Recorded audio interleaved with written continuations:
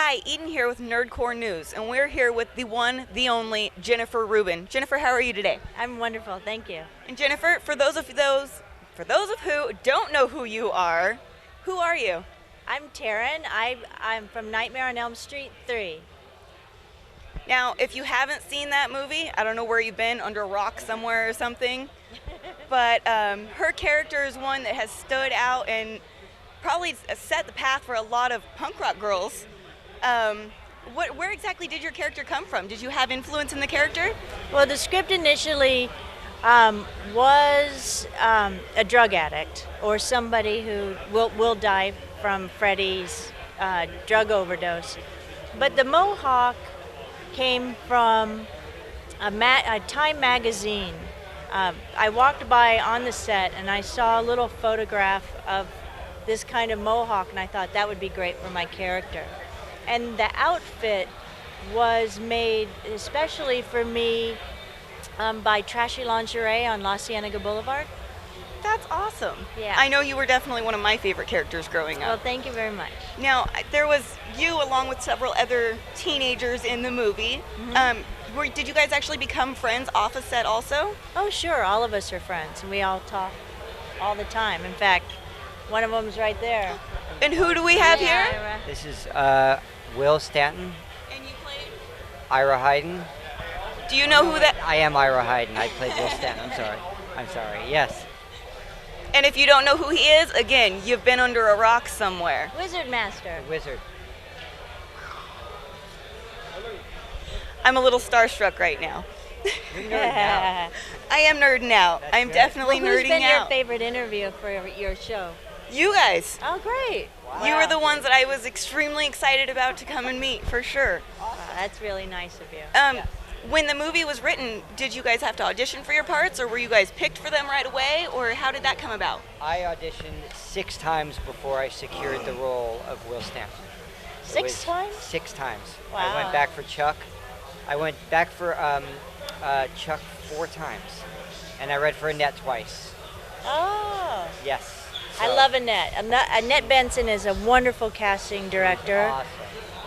I think I read probably twice, and then I brought in for the director, and then we started rehearsals, I remember, to see how we all worked together. We did the group therapy scene in rehearsal. Do you remember when we read the whole script together, where it was?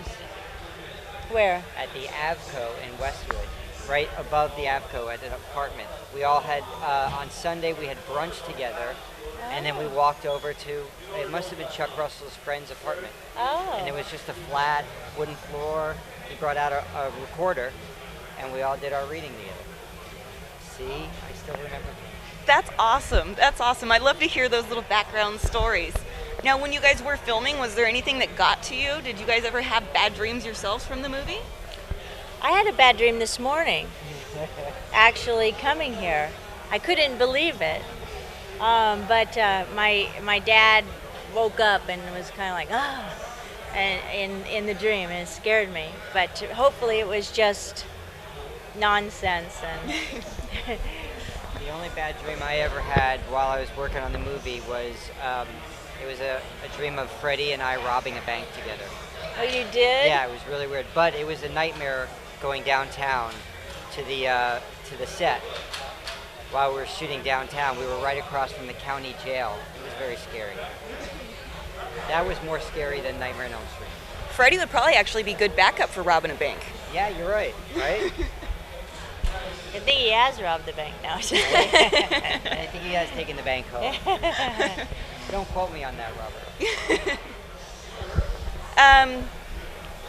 Let's see. Well, if any dangerous parts of filming was, I would say the scene in which everybody's in the padded room and the walls thing and the feathers got into the air.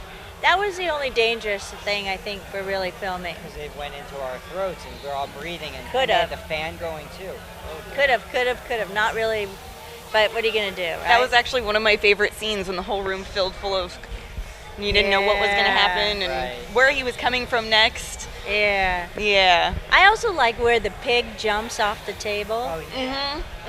And the story that pig really smelled really bad. Oh really? I heard Don't so. remember that. I heard that pig smelled really Was it bad. a real pig? Well, they got a mechanical pig, and then it looked like a mechanical pig. So they just bought a real pig, and then they let it rot. Oh. And then they brought that on the set, and they said it was supposed to be just terrible. I wasn't there that day, but that's what I heard. Well, it definitely had flies buzzing around it in the movie, so some real props right there. Yeah. right. The other one of my favorite parts of the movie was the big iron walkway that went down in the circle. Oh, Was that a yeah. real thing? That was a real thing. Where is that? No, it was really built. Oh, really built for Just the really- movie. just Oh, really okay. built. Everything was on a sound stage, I think. Yeah, and well, most of it also was down at that set downtown, across from the county jail. Some old warehouse that we were shooting at. That's really neat. That's neat. Wait, I think there's something about Nightmare on Elm Street 3 was the last, or is it true? I have to check. It was the last movie that was not CGI. So they built the sets, we acted it out, all the scary elements, and the children were in the room together. Right. And I think after that movie, actors had to start acting like with a green screen or something. So that's a completely different kind of acting. And there was a little girl in the movie. I don't remember her name, but she was a little girl riding the tricycle and things like that in the movie. How did she react to filming that kind of a scary movie? She was really young. I don't know. It was, but I wasn't on set for that. I wonder if where she is, she could, where are they now? Yeah. Yeah. I do know that the music that they play in that scene, Heather Langenkamp's husband wrote the music. That song has stuck in my head since I was a little girl. Yeah. A little creepy, yet still very cool to me. Yeah. That's true. So this has been Eden with Nerdcore News. Hi, I thank nerds. you guys so much. Yeah, I really sure. do. And we're out.